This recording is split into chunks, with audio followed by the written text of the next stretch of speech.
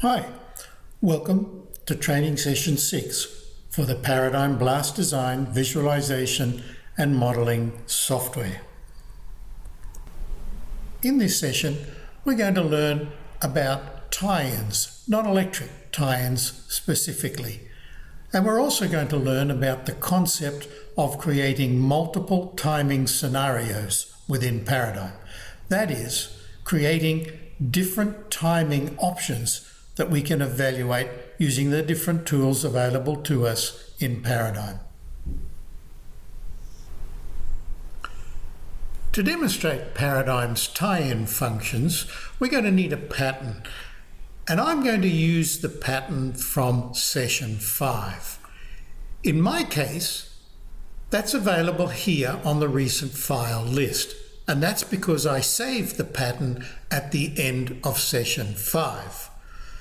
All I have to do now is to click here and that Paradigm file will be opened.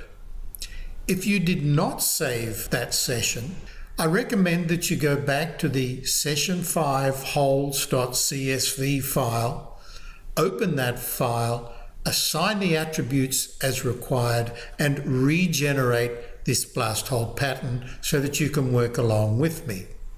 Timing assignment in Paradigm is done under the Timing tab up here on the menu line. On this ribbon are the tools to provide all of the timing assignment that you need for both non-electric and electronic initiation. And I draw your attention to this little group here, this little box called Timing Scenario. Paradigm offers the wonderful ability to have multiple timing scenarios, that is, multiple initiation sequences for the one pattern, all saved in the one file. Currently we have not done any timing, and so we get this little message here, no timing scenario active. If we click on the little arrow next to that, we see a list of options to either create a new non-electric scenario or to create an electronic scenario with a bunch of different options. We're going to focus on the non-electric, for which there is only one option to create a fixed per hole scenario. Just to explain the naming there, the non-electric series assigns a fixed delay to adjacent holes, irrespective of the spacing of those holes. The alternative, which is available with electronic initiation, is that the timing between two holes is dependent on the separation distance between those two holes. And that sort of timing is a fixed per distance scenario. Not available for non-electrics, so I'm just going to click the Create Fixed Per Hole Scenario under the non-electric scenario options. And when I do that, I see a list of delay elements available under the Austin product range. If I want a different range, I simply click on this little arrow next to the Austin products, and I could choose from the Dyno, NAX, Orica, or Maxam. But for now, I'm going to stick with the Austin products range. If for any reason you find that you need to add a new delay element to that range, you can do that by clicking the Manage Delay button here, which gives you a list of the current delays, and you can create a new delay by clicking the Create Delay button here and then assign a time and a color and a symbol to that. Or you could change the color, time, or symbol of the existing delay series here by highlighting a delay and then changing its time or its color or its symbol. The colors chosen here reflect the colors in the Austin series, with the exception of the 42 milliseconds, which is in the series white. It's not white here because against the white background it would be hard to view. And on that point, to make the timing assignment a little more easy to see, I recommend that you go to the View Options button here and select a grey viewport background. This just makes the symbols, the tie line symbols between adjacent holes, much more easily visible. Now in this pattern from session 5, I should say that we have solid ground to the north, we have solid ground to the east, we have solid ground to the south, but we have a free face along this curved section here. So we're going to be starting our initiation sequences probably from this end of the pattern. To tie holes, we have to first select the holes, and the order in which we select the holes becomes the order in which those holes are initiated. We can select holes individually, one by one, using a left click with the Shift key held down. And once we have selected the holes, we simply now select the delay we want, and the shaded delay is the active delay. So let's select the 17 millisecond delay. And now to tie those selected holes in the order in which they were selected, we simply press the space bar, or we click here on the ribbon, this button that says tie selected. Both will do the same job. Alternatively, we could use our row select function to select a long line of holes and then click tie selected or press the space bar to tie them quickly. So the tie-in process really just requires that you have in your mind a very clear idea of the direction in which you want the initiation to proceed.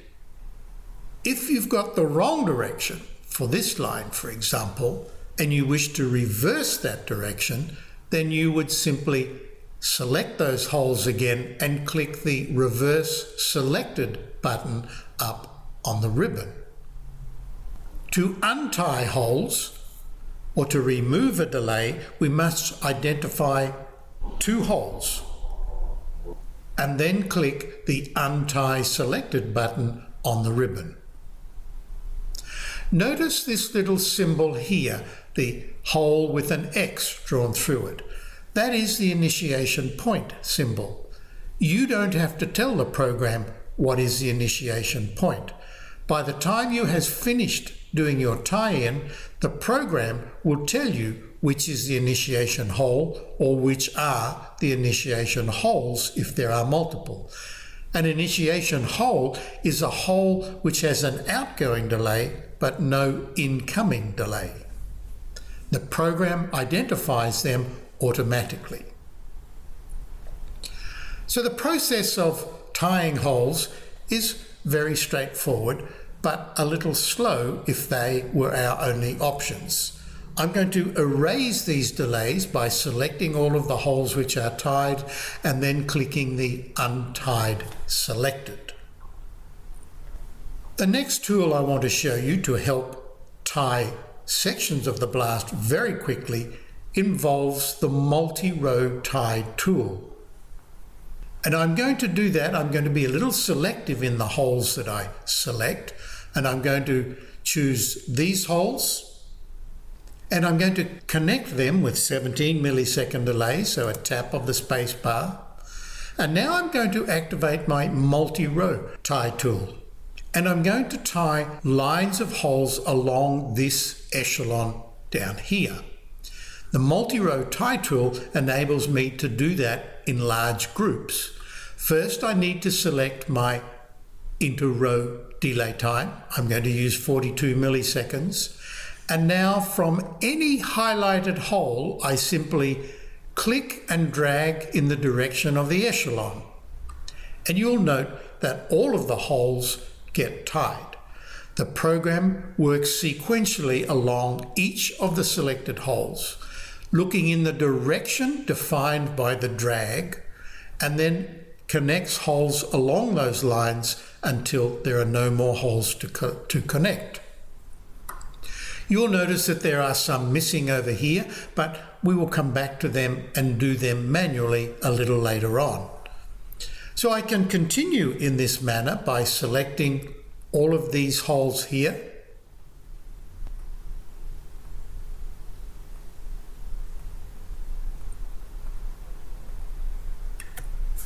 And I can repeat that action, the click and a drag, and I've now tied most of my pattern in very quickly. But you'll see that I have a lot of initiation points here.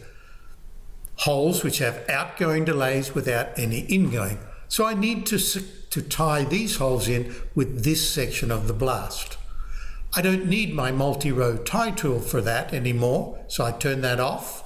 I go back to selecting my 17 millisecond delays, and I simply select these using my row select, I click and drag, and with my 17 millisecond delay selected, I simply press my space bar.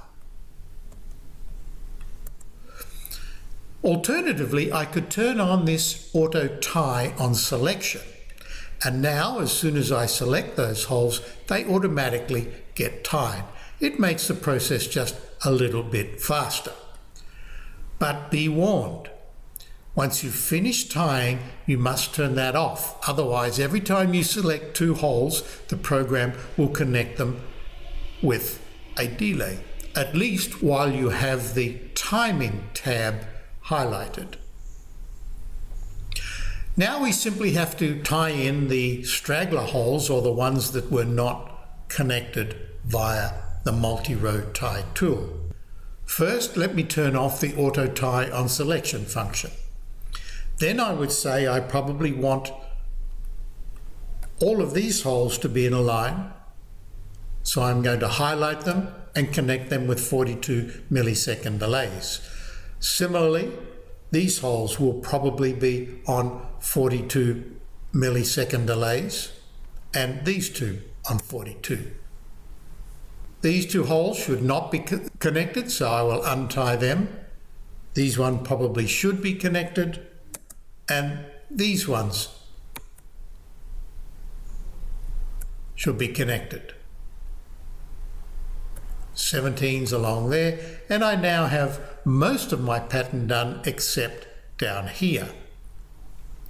Now here we probably want to maintain the timing, the same timing along here that we have down here. So I probably need a dummy hole or a tie point between these two holes to account for this row that's missing. To do that, I simply select these two holes and then I click the Insert Dummy. And the program will automatically insert a tie point or a dummy hole between those two holes and connect them with the active delay. I made an error there, that was 17, should be 42, so I'll just reselect and press the space bar. Along the same lines here, I probably only want 42 milliseconds between this hole and that, so I probably should connect them with a 17 and these two with a 25 millisecond delay, and now I've maintained an even timing along that echelon. The separation between this hole and that hole is probably too far to put in dummy holes all the way along, so I'm probably just going to deal with those ones with a very short delay, like 9 milliseconds, and between here with maybe a 17 millisecond delay. And now I have done the timing for all of my holes, and in fact the program tells me that up here in the ribbon, all holes timed. I have now created my first timing scenario. I'd like to take you back now to where we inserted that dummy hole or that surface connection point in this area here. If I put my mouse cursor there and scroll, I can see a small blue triangle. And down the bottom of my node list, I can see it exists here with the name DUM for dummy. And over in the right-hand side, we have the attributes for that dummy hole, including its diameter. To make that a little bit more visible, I'm going to increase it from 5.9 to 20. That dummy hole now is more visible when we want to do future tie-ins. If we want to see the times that have been assigned to each of our blast holes, we do that by coming up to the View Options button and clicking it, and we see a list of options for display, one of which is the Show Initiation Times. I click on that and we can see now the initiation time, the surface firing time of each of those surface delays. If that's a little hard to read, we can zoom in, or we can go back to the session ribbon and click on this plus or increase the view text size until we find a size which fits comfortably on our screen. But now I'd like to go and show you how to create multiple timing scenarios and to demonstrate the very powerful multi-row tie tool used in different scenarios. So I'm going to turn off my initiation times to declutter the screen. And now I want to create a new timing scenario. But first, it's going to help me if I give a plausible and easily recognizable name to this scenario that I've already created. So I go back to my timing tab and I click on Manage Timing Scenario. I see in this column here a list of all of the timing scenarios that I've created, currently only one. I'm going to rename this Echelon.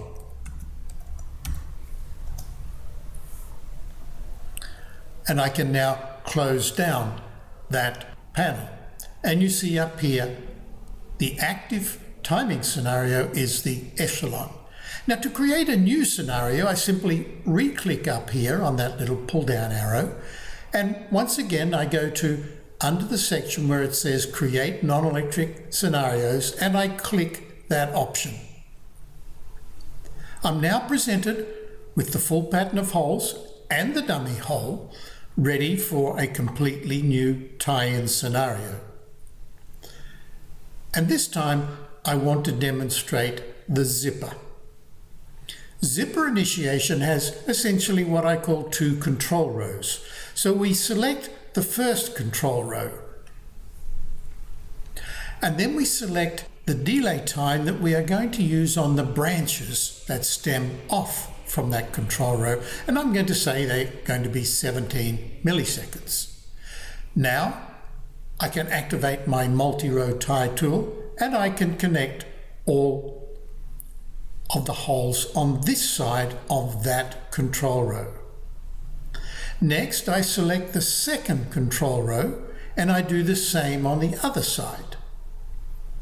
But now I need to connect my zip line. So first I have to change my delay, and I'm going to run up the center here with a 42 millisecond delay.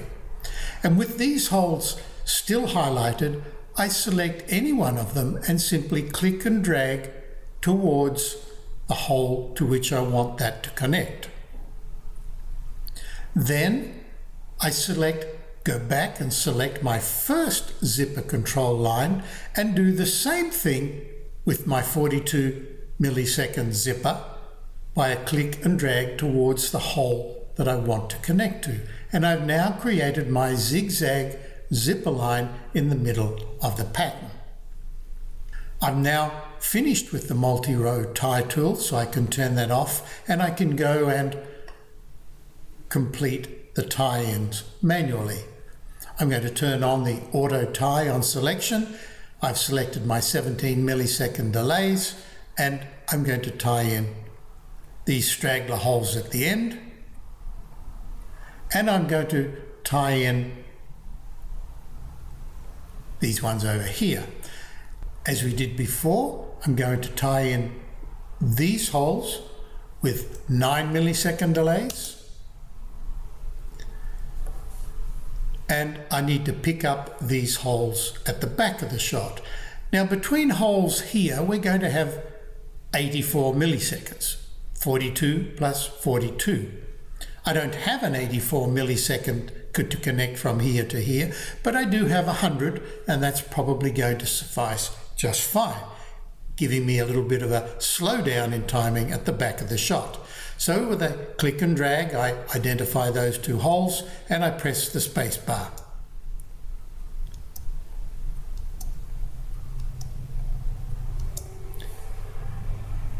And I check up here, and the program tells me that there are still 2 untimed holes.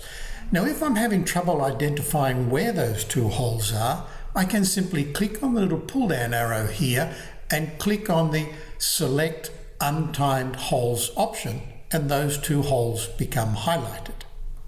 Well, in my case, I'm going to tie them with 17 millisecond delays. And now my program tells me that all holes are timed. I have completed my zipper initiation scenario. So I'm going to go up to my Manage Timing Scenario box again, and I'm going to give that a name of zipper.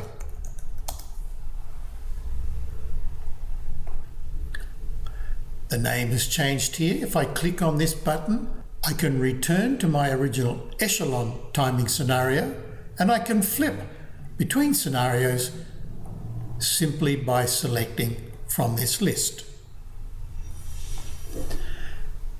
The next scenario I want to demonstrate is the V initiation. So I'm going to create yet another scenario. Once again, I click up here and I'm going to create another fixed per hole scenario. Now with the V, we typically start with a control line running down the center of the pattern. And we might connect those holes along that control line with 42. Click of the spacebar and those are tied in. If we want to run 17 milliseconds off on the branches from that control line, we now activate our multi-row tie tool again, choose any hole at random and click and drag to tie in those holes. With those control row holes still selected, I can click and drag on the other side of the control line to tie in those holes.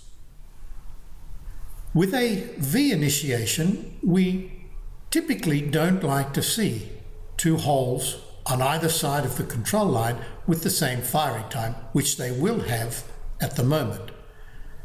To fix that quickly and easily, we select either the row of holes below or above the control line. We select the offset delay that we want to apply, and then we go and click this button, Replace Upstream Ties. So here we have the concept that the upstream tie from this hole takes us back to the control line.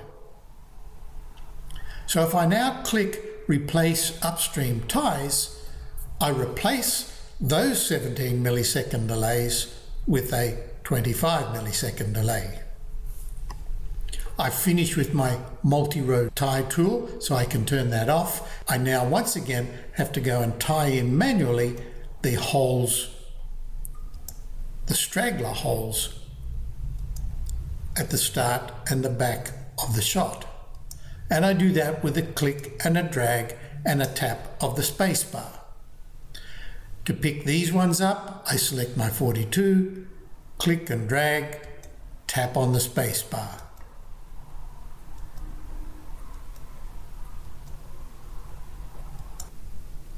I still have to tie these holes over here, and I'll do that with 17 milliseconds.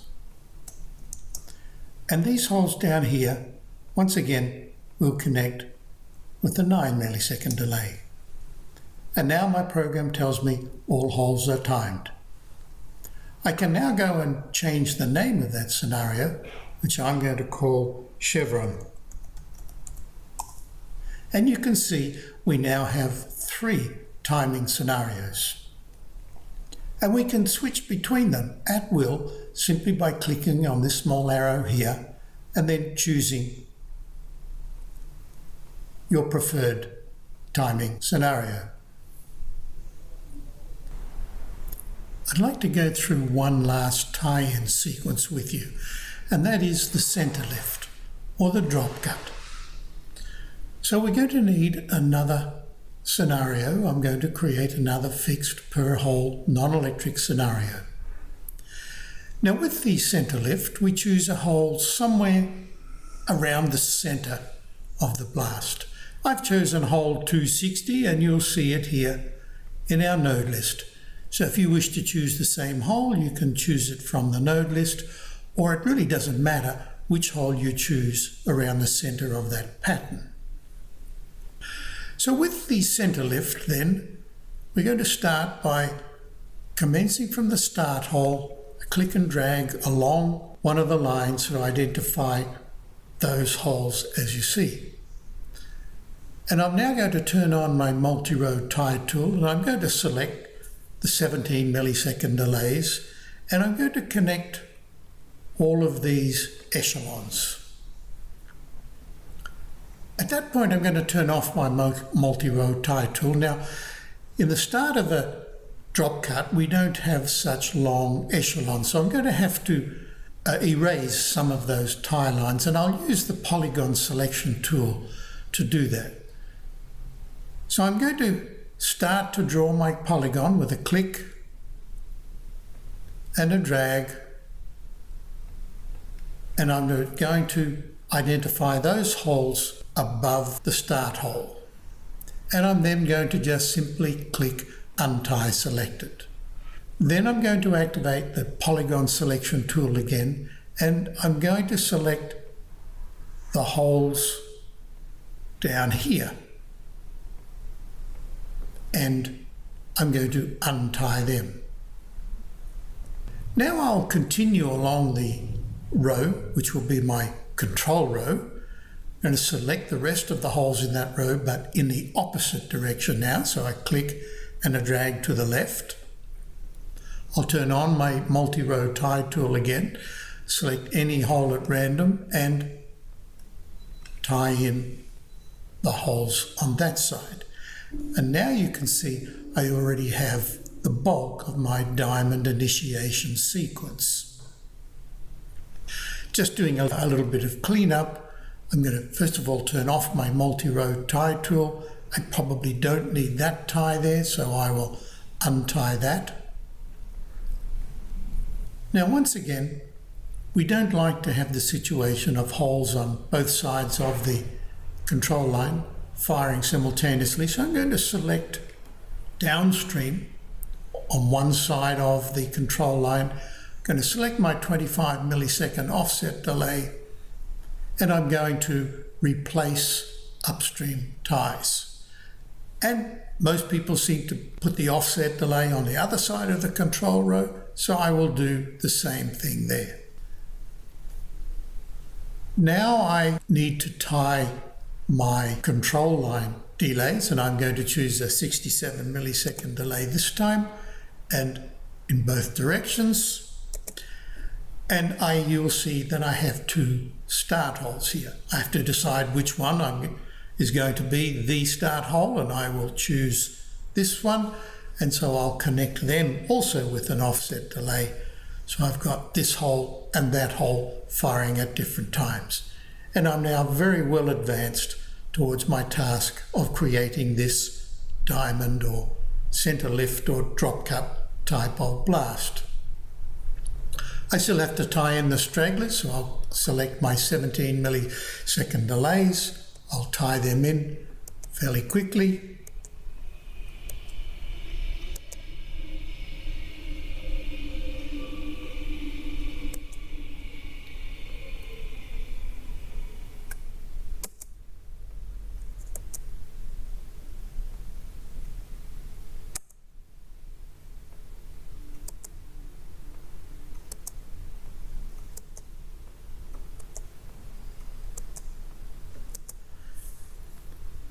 And now I still have a bit of a problem around this area, so I'm going to, typically we're having 67 milliseconds here, so I'm going to put a 42 millisecond delay there, and then a 25 millisecond delay there, so I've maintained my 67 millisecond delays in this way. Then I need to select my 67s again and just tie in now all of these straggler rows.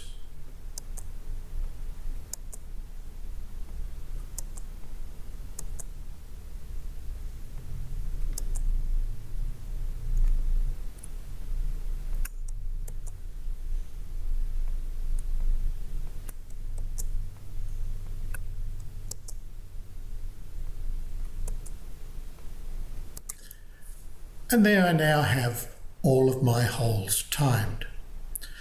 Now I can go to my managed scenarios and I can call this now the center lift scenario. I now have an echelon, a zipper, a chevron and a center lift. Now one of the first things we want to do after we've finished our tie-in is to check the initiation sequence, and we do that using the initiation animator, which is available here or up on the caption bar. So we just click the initiation animator and that opens this little timing panel, which is a bit like the controls on a video, which is essentially what it is. If we click this play button now, we see the initiation happening essentially in real time. We can slow that down by any amount, or we can speed it up, in fact, if we want. The yellow represents the surface initiation, the red represents the downhole detonation. We can click and drag the orange bar. We can ask the animation to proceed to a particular point, like 1000 milliseconds, and then it will just stop so that we can analyze what's happening.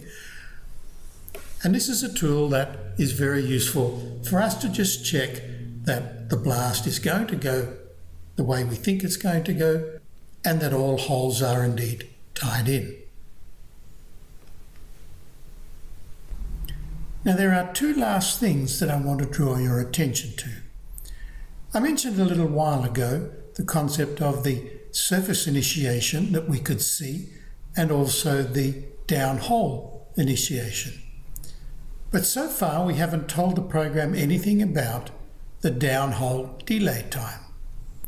To do that, we simply come to the Manage Timing Scenario button, and a click on there opens the Timing Scenario Manager panel. And in here we have the downhole delay for this scenario. Each scenario can have a different downhole delay. Currently it's set to 500 milliseconds, but if we want to change that to something else, it's just a matter of overriding that number and typing it in. Now sometimes different rows of holes have different downhole delays. This downhole delay applies to the entire scenario, to all of the holes in the pattern. If we want to assign different downhole delays to different rows of holes, then we first select the row of holes, for example here, and then we go to the Deck Timing Editor. And we'll see here that we have a 475 millisecond delay as we just assigned.